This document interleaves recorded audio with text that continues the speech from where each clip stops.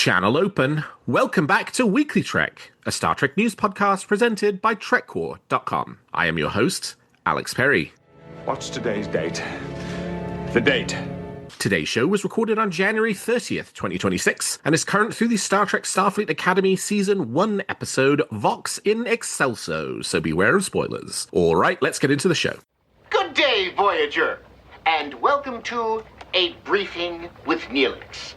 It's a catchy title, isn't it? Weekly Trek is a regular news show covering the biggest stories from the Star Trek franchise. We are in the Alex Kurtzman era of Star Trek, with the 12th television show currently in production and 14 movies to enjoy, and merchandise continuing to fill the Bajoran wormhole. So stick with me and I'll help you sort the real facts from a lot of the Dominion propaganda that you'll find online. But I can't do this alone. And my guest this week is Cara Amons. Cara, welcome to Weekly Trek. Hi, it's nice to be here. All right, Cara, well, I ask my guests this question every week. I want to know if something's got you excited about Star Trek at the moment. What's got you moving at Warp 10? This week, oh my gosh. Well, I mean, funny you say Warp 10 since it's apparently Threshold Day was yesterday. But yes, it was. Oh my gosh, this week's episode of Starfleet Academy was really something. I mean, that's the big talk of the town, I would say. And what did you like most about this week's episode? Oh, it was definitely had like your old school TNG vibes. It was very deep and insightful and, you know, trying to find a solution to a problem. It was a great episode. I enjoyed it. Yeah, this for me was the episode where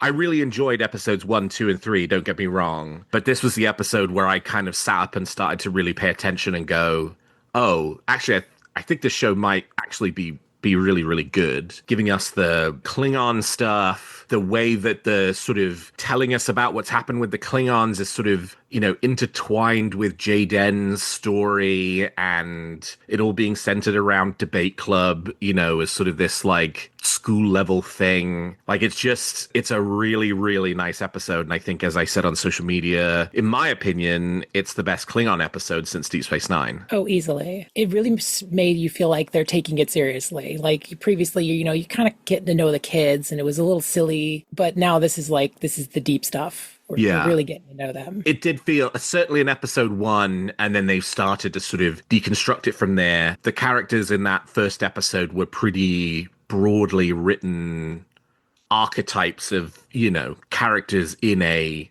show about kids. And I think the most interesting character arc in that regard, even, you know, just across 4 episodes, is a character like Darren Ramey, who, you know, is presented in that first episode as being the jock asshole who's ready to throw down at any opportunity, and has now in this episode this really, really nice scene with Jaden in which he is, you know, sort of supporting him and trying to provide him with the confidence to be able to go do public speaking, which is so funny that it's like you have this massively low stakes episode of Star Trek. Jaden needs to speak out loud at the public speaking competition, embedded within this like massively complex galaxy shaping story of the future of the Klingon Empire. It's incredibly well done, in my opinion. Yeah, and I think the timing was important because you had to earn it. We had to know who these kids were before we could do this story. Right. You know, you had to have the jock go through that disappointment where he's not team captain. Like, he has to earn it too. So here he is stepping up and trying to do it. And I thought that was pretty well done. Well, we are sticking on Starfleet Academy for what I am feeling good about Star Trek this week. In fact, we're sticking on Starfleet Academy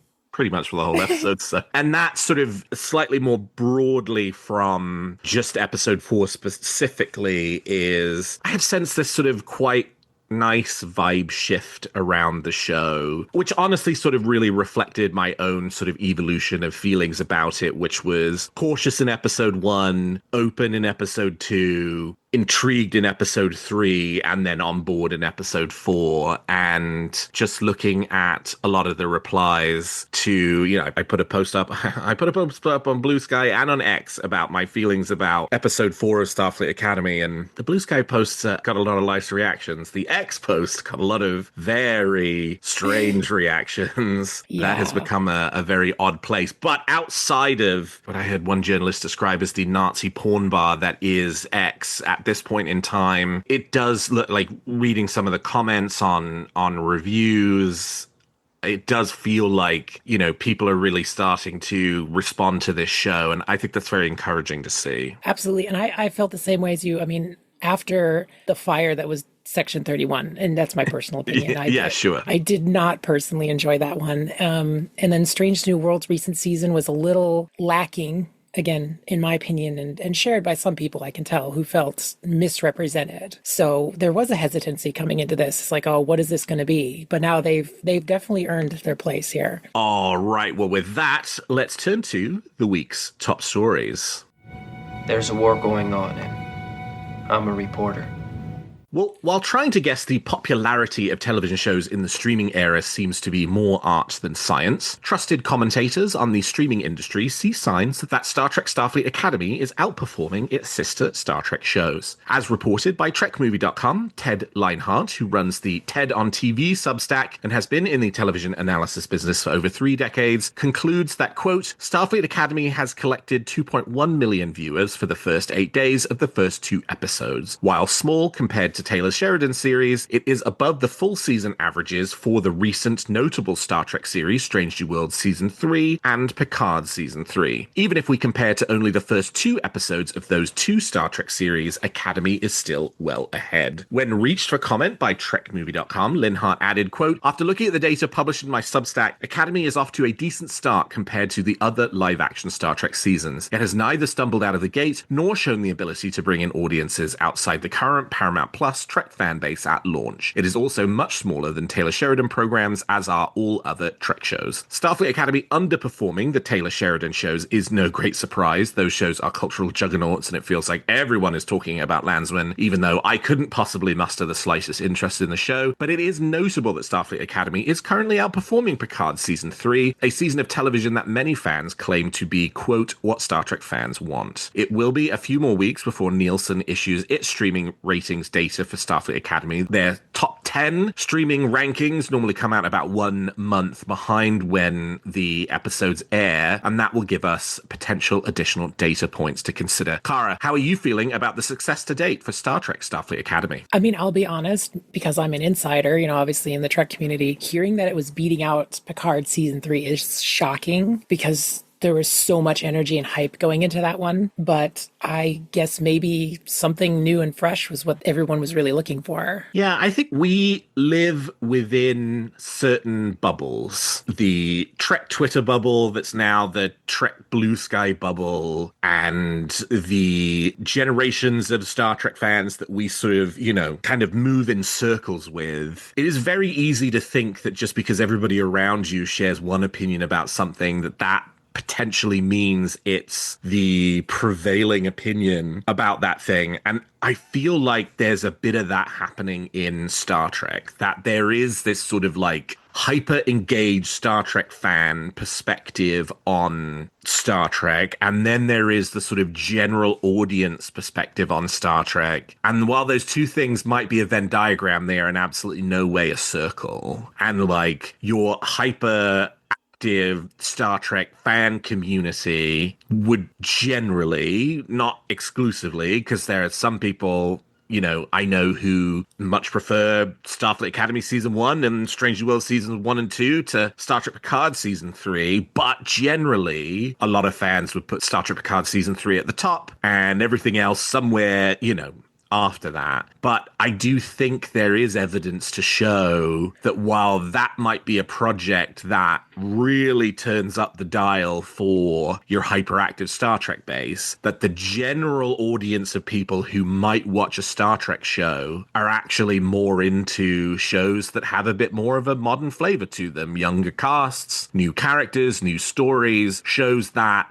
as much as this is something that, people in our generation of Star Trek fans sort of oftentimes sort of cry into the wind about, that they're looking for a more modernized version of Star Trek that fits with television in the streaming era, not television that was made in 1996 or 1969. And, we're sort of in this place where actually Starfleet Academy's popularity, Starfleet Academy's popularity is clearly not going to get up to a Taylor Sheridan show, but Star Trek has never been that level of cultural juggernaut, but I think Starfleet Academy's success, or at least the very initial early data that we have about its success, maybe points to us as hyper-connected Star Trek insiders not necessarily having the full story in terms of what the audience wants and not necessarily always being right about that. Right. And I think I believe it was Nana Visitor who said, this could be someone's, Trek. This is their Trek. Maybe not necessarily ours, because we grew up in the TNG and Deep Space Nine and Enterprise type eras.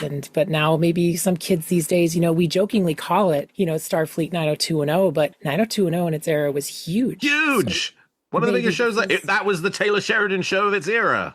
Perhaps, yeah. And maybe that's what this is going to do for the kids in this era. They're going to, see Jaden's struggles and see that in themselves. As much as I love the original series, for me, that was a love that I came to over decades of being a Star Trek fan, right? That wasn't something that I just did, because when I was a kid and I was watching The Next Generation and Deep Space Nine and Voyager, TOS to me at the time felt very dated. It felt, very different. It felt of an era, of a completely different generation. I had, when I was a kid, so much trouble sitting through a 52-minute episode of TOS and how there weren't that many camera angles and long scenes of people just talking to each other and I'm not saying that I feel any of that way today, but that's how I used to feel. And that was me in 1990, let's say 6, reflecting on TV that was made in 1966, 30 years before. Well, today in 2026, somebody who says I would have been 9 years old in 1996, someone who is 9 years old today is going to look at Star Trek The Next Generation, Star Trek Deep Space Nine, and Star Trek Voyager in exactly the same way that I looked at the original series, because it's also 30 years difference in terms of where that was and where we are today. And just because we really gravitate towards those shows, and for us they are timeless and have this timeless appeal that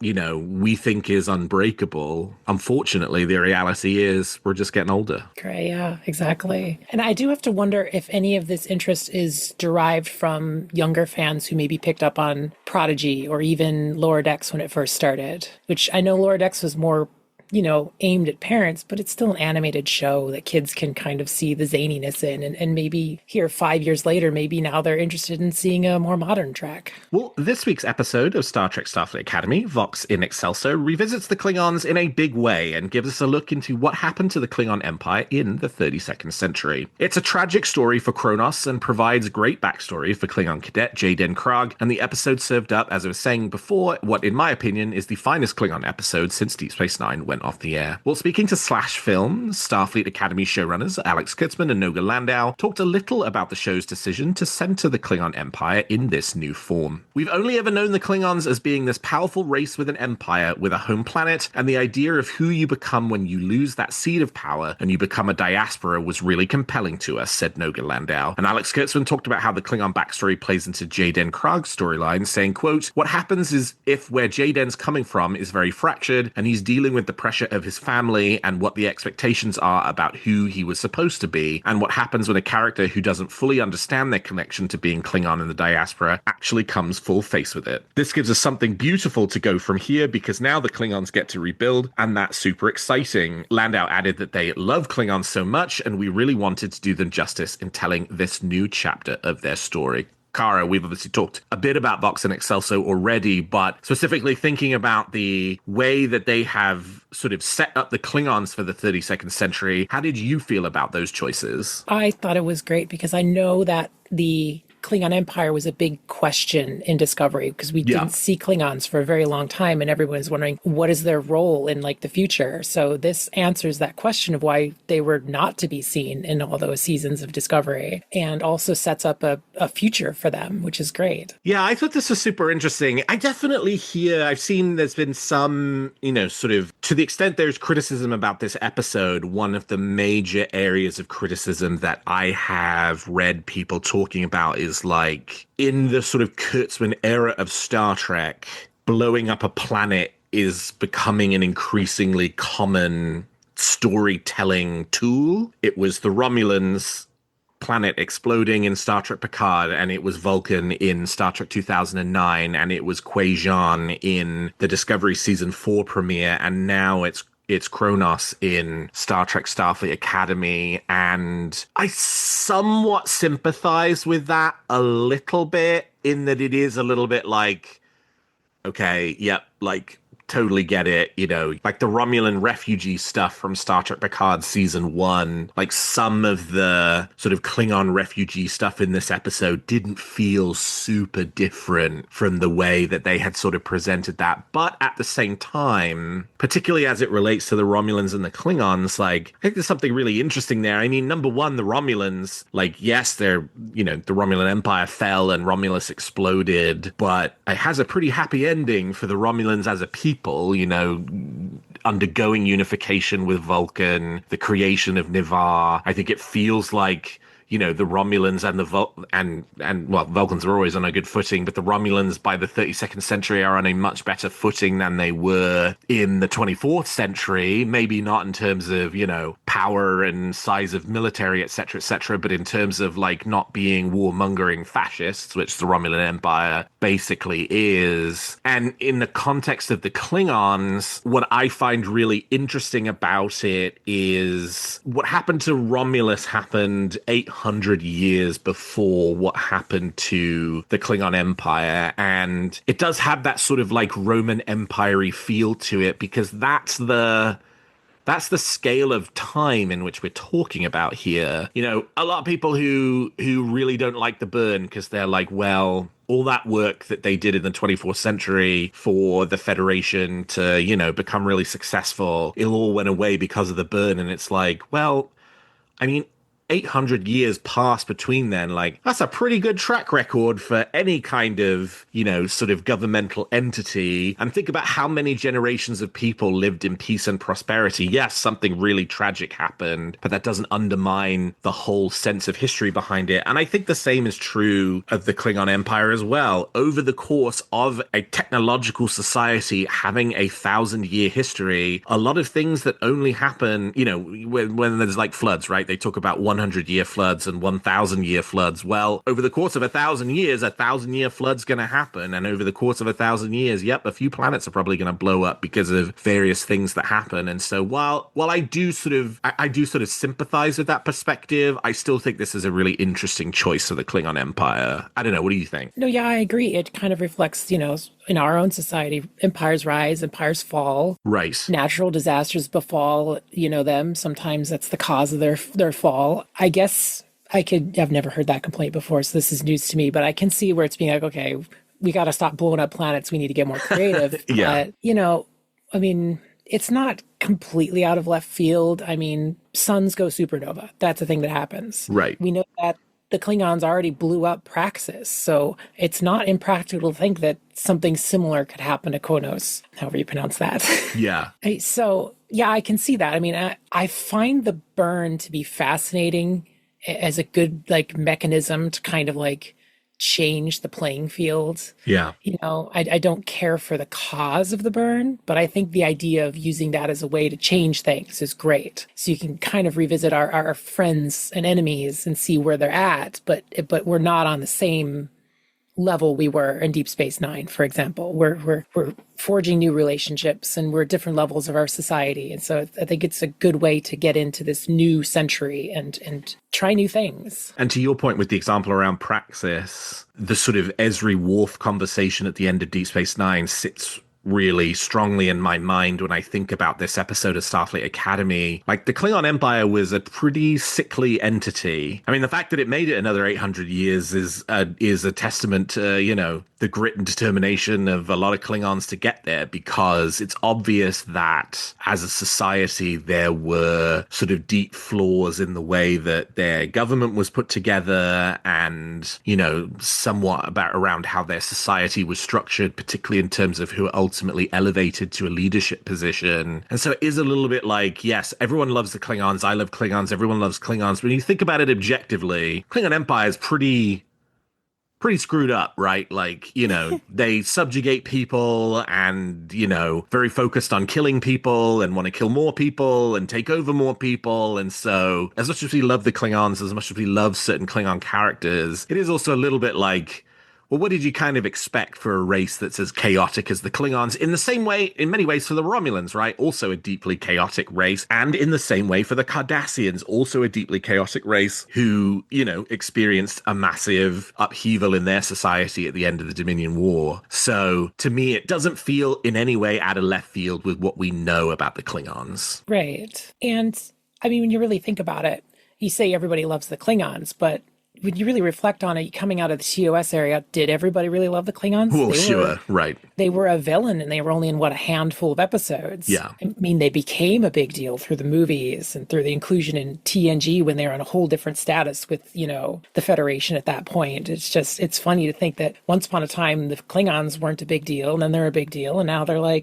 not anymore. And it's just how change happens, right? Well, and continuing our Starfleet Academy coverage, TrekCore spoke to Raoul Bhaneja about his role as the War College's Chancellor, Commander Kelrec. Speaking about how the interpersonal tension between Kelrec and RK aligns with the previous Star Trek shows, Bhaneja said, quote, I hadn't really thought of it that way because, in a sense, all stories have to have conflict. All stories have to have tension. And you think of those confrontations between Kirk and Spock, between Sisko and Picard. These stories are full of people who have respect for each other and who are on the same side but are in disagreement. I think that's what's fun about this version is that Kelrec and RK are basically oil and water. They're as opposite as you can get from people who both have this responsibility of training a new generation of Starfleet officers, which is so serious. And for Kelrec, it's fun because it's a nightmare that this new person has come in and now they have to change the whole philosophy of how they work. And he went on to say about Kelrec's feelings about reopening Starfleet Academy that, quote, this is a philosophy that to Kelrec is going backwards in some ways. Of course, that's the old way Starfleet was, focused on diplomacy and experimentation and science, so it won't be focused on the military side of things, which we needed during the burn and in that early post-burn time. Kelrec's only known the burn world, right, where RK lived in the before times in a sense, so it makes him skeptical that things could really have been the way that she describes or could be again. He wants to believe in the principles of it, but he's never actually seen it. So that makes it difficult when he's seen basically war and bloodshed and horror his entire life. Thinking that if we teach the cadets science and diplomacy again, everything's going to be fine, that seems like kind of a hippy-dippy thing to him, to use a non-32nd century phrase. Kara, how are you enjoying the War College story arc and Commander Kelrec in Star Trek Starfleet Academy? I feel like we've seen so little of it so far, but it's interesting to have. Well, I mean, it almost goes back to like any old school show or even like camp movies. You got to have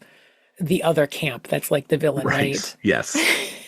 So, I mean, I think it's a good inclusion, and it makes sense in the way that everything's been organized to have this other camp that's focused on war and not, science and exploration. Yeah, I think it's really fabulous world building for this period of time and, sort of giving a narrative vehicle to kind of play out what should the role of Starfleet be going forward. And it does kind of like answer a bit of a question that it felt like was hanging over Discovery, which they were like, we're reopening Starfleet Academy. And it's like, okay, well, how did any of you get to be officers if you didn't have an academy to go to, right? Because obviously they had a war college to attend. And, that sort of element of it kind of demonstrating that this sort of new lightness and recommitting to exploration and science and all of that stuff is kind of new for everybody involved, except for someone like RK who, for her, as Bhaneja was saying, it is a return to, what she used to know. And so, yeah, like it has been a pretty minor through line of the first 4 episodes, but I find it absolutely fascinating. And I really hope that over the remainder of season 1 or into season 2 or however long the sort of War College Starfleet Academy stick around, I kind of think at some point they probably will merge and Starfleet Academy will quote unquote win and, everyone will be Starfleet Academy moving forward. Will that be how season 1 ends? I haven't seen it, but, it wouldn't shock me. Like, I would really like for them to dive into some of this more, because to me, this is where this really interesting philosophical tension is, not just in what's Starfleet, but how do these characters sort of make their way in this world at this time? Yeah, and it's not unusual for Star Trek to deal with this moral struggle, because we had a bit of that with the Makos and the, I forget what it was called. Was it Starfleet at the time during the Enterprise era? Yeah, so there we struggle with that a little bit with, oh my gosh, now I can't remember his name, Mr. Pineapple. Malcolm Reed, yes. Yes. We had Malcolm struggling with his my place. favorite. Yeah, right. So he kind of struggled with, that, because he was their like fighter, and now he's got to deal with these Makos stepping in and taking over, and it's like, what is our role at this point? Are we a defense force, or are we explorers? Yeah. So I think it'll be great to be able to dive into that a little bit more. And Kelrec's fun. I mean, the sort of the really dorky tea stuff was fun in the last episode, and the way that his quarters have such a different aesthetic from Arce's, and Bhaneja's performance is a really interesting one. I would really enjoy seeing more of the character. Yes, and it's also believable from a having met some interesting personalities going through college. Sure. You'll have that professor who's very stern and strict, and everything needs its place, and then you'll have the much looser, Ake type characters who and that's their teaching method. That's how that works for them. Yes, it is one of the ways in which Starfleet Academy actually does a really good job of sort of mirroring higher education as it exists today. Yes. Well, and lastly this week, we are taking a quick detour from Star Trek Starfleet Academy to Strange New Worlds, which has received 4 Saturn nominations for its 3rd season. Star Trek Strange New Worlds has been nominated for Best Science Fiction Television Series alongside Silo, Foundation, The Ark, and Andor. Ethan Peck was nominated for Best Supporting Actor for his performance as Spock. Christina Chong was nominated for Best Supporting Actress for her performance as La'an Noonien Singh. And Paul Wesley was nominated for Best Guest Star for his role as James T. Kirk. The Saturn Awards will be announced on March 8th. Kara, what was your favorite episode of Star Trek Strange New Worlds Season 3? Oh boy, Strange New Worlds Season 3. I know, it feels like a million years ago at this point. It does, it really does. I gotta say, I know it's really just enemy mine in space, right? But I think it's the right reference, but yes. Terrarium. Yeah, with the Gorn. Yes. I mean, the last 2 minutes lost me a little bit. It's kind of like they shoved in a I'm sorry if this is the term I hear a lot, member berry in there at the very end, which I kind of get. Yeah, but it's like, I don't know, I guess it was necessary, but having the Gorn killed was still a disappointment after all you've kind of struggled with them to live this long, But yeah, that was definitely, that left the biggest impression on me out of that entire season. Yeah, for me, I think it's, the more I reflect on it, the more I think it's a toss-up between the Saylat Who Ate Its Tail, which I thought was this just really interesting episode about, the sort of legacy of choices you make and the nature of evil, and Shuttle to Kemphori, the zombie episode, because who doesn't love a zombie episode? And I thought, for a Star Trek zombie episode, it was pretty good. Space zombies, too. Yeah, exactly. You mentioned earlier in the episode being a bit disappointed about Strange New Worlds Season 3. What do you think you would like to see out of Season 4? I would say definitely go back and explore some of them elements in the first 2 seasons that they were strong with. Captain Pike was, and I can see he's stepping aside a bit and allowing the other characters to shine, and that's great. But he felt very toothless this whole season. He was a very weak captain, I think. And I know part of it is they had him playing off his struggle with his girlfriend being ill, and nothing ever goes right for this poor guy. But it's I think it was important for him to continue to be this Boy Scout for Starfleet, like he's kind of always been. And we didn't see much of that. Yeah, I enjoyed Season 3 very much, but I do think for Season 4, I would be really interested in them maybe sort of dialing back the gimmicky episodes a little bit. Yes. I mean, obviously they have a puppet episode coming in. We'll see what that ends up being like. But, if that ends up being one gimmick episode in a 10-episode season, that'll be good enough for me. It felt like across the first 2 seasons, you got the sense that they created episodes based off of the forward description of it, zombies in space and city on the edge of forever in Toronto and, the murder mystery episode and all that stuff. But it just felt in season 3, it just felt like that felt dialed up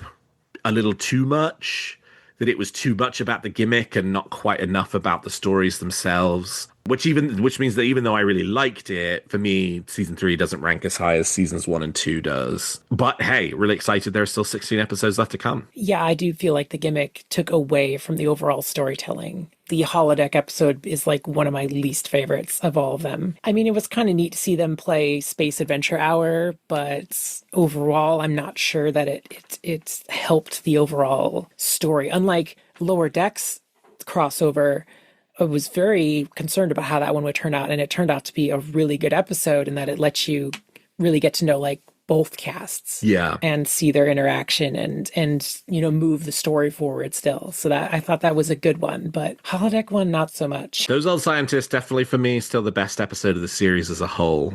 Oh, absolutely. Maybe followed by Tomorrow, the Toronto episode. I really like that one.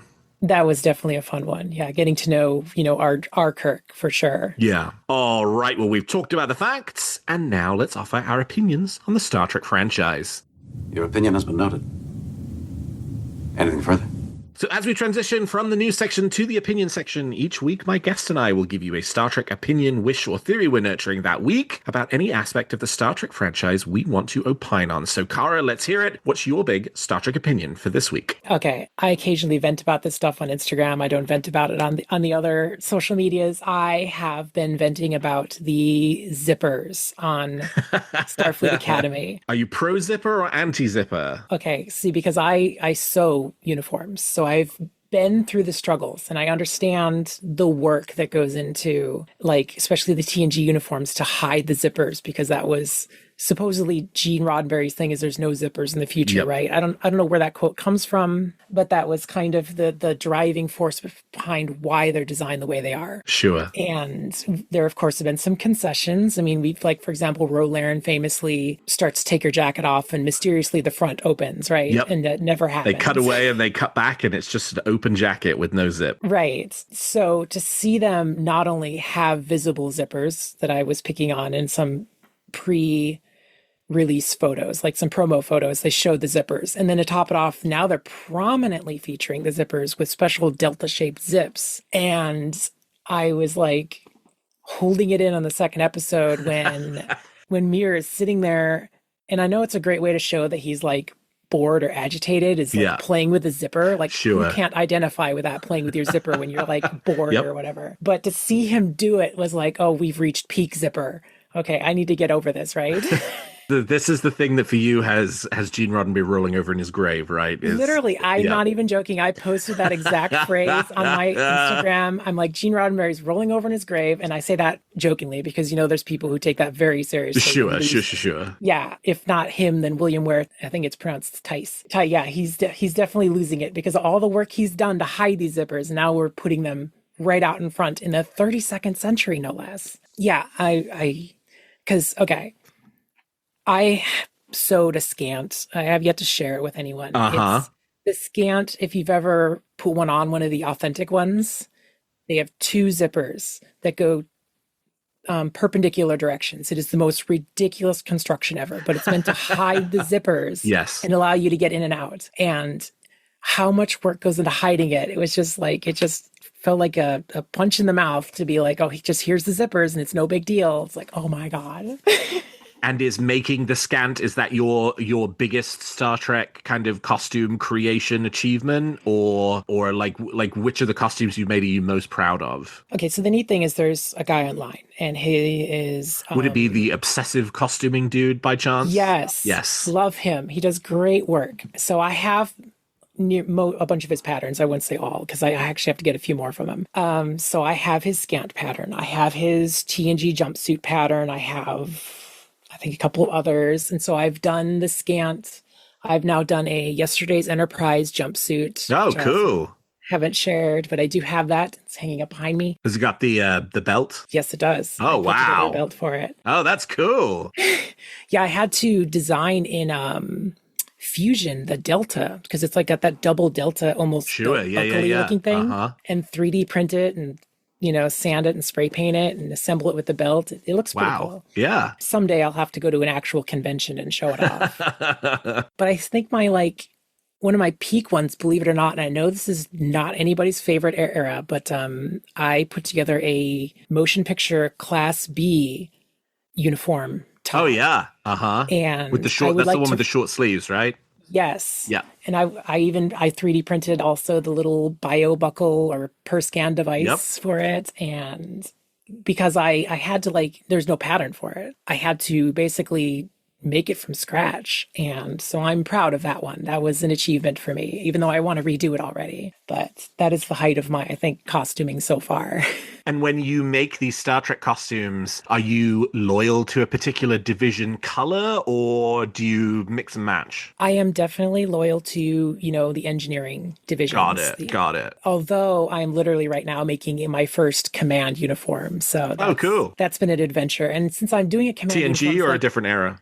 TNG. And I figured, you know what? I might as well do a science one next. Nice. I mean, you got to complete the set, right? Exactly. Yeah. I love that Yesterday's Enterprise belt. That's one of those ones where it's like, if I ever found, there are not many that were actually used in the show that are in people's collections and circulating. But that's one where if I ever had the chance to buy it, I would definitely jump on it because I think that belt is so cool. Yeah, and it took some work to put it together because there's not exactly instructions or places. Yeah, right. Sure. But yeah, I think I did a pretty decent job.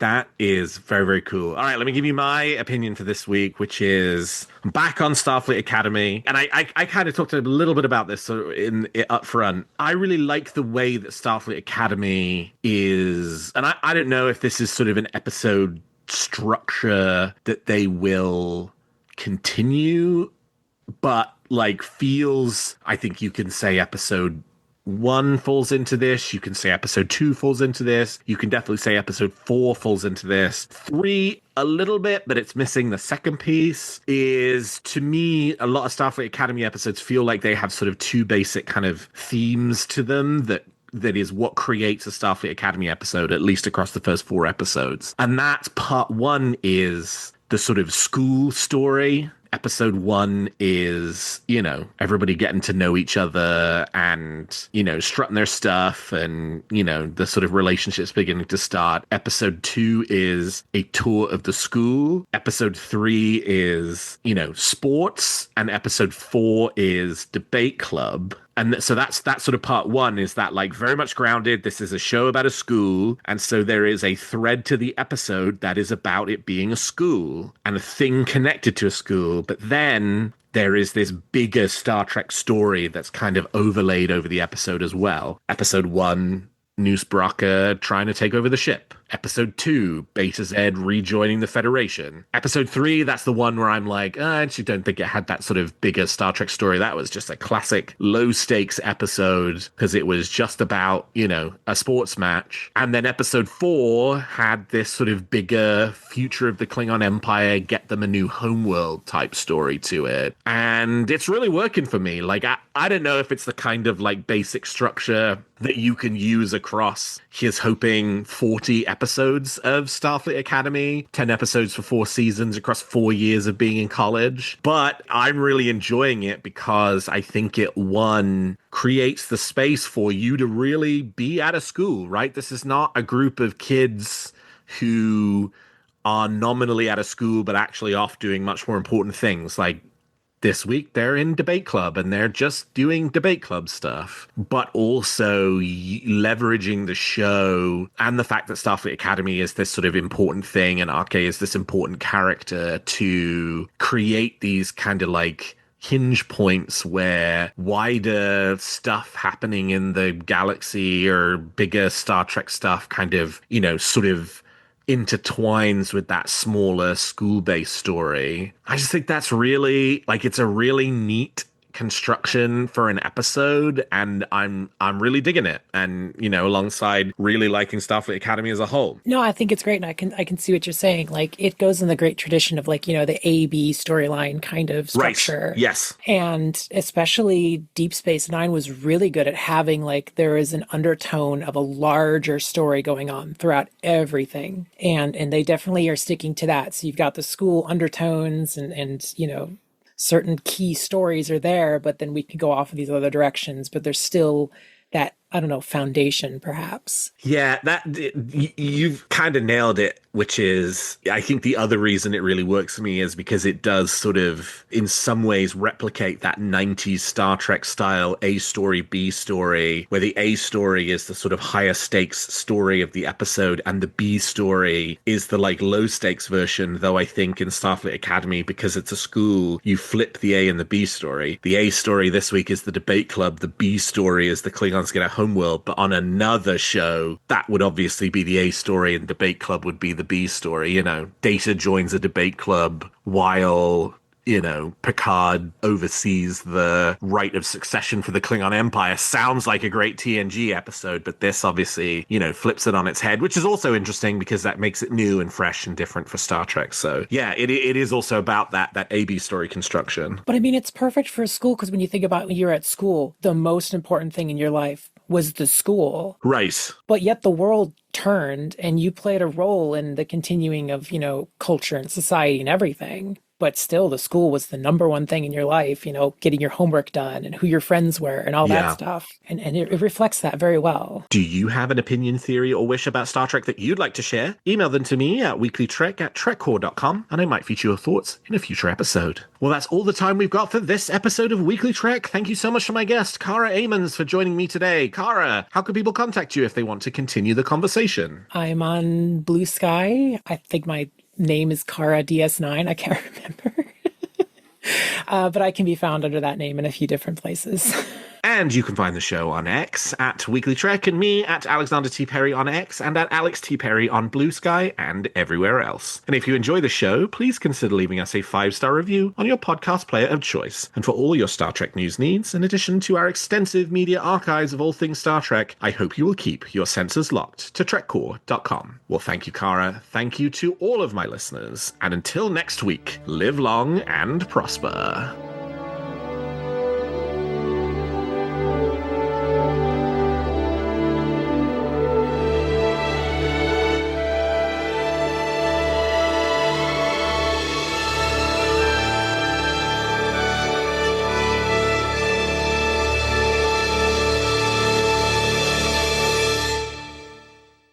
Weekly Trek is a production of TrekCore.com and owned by Trapezoid Media, LLC.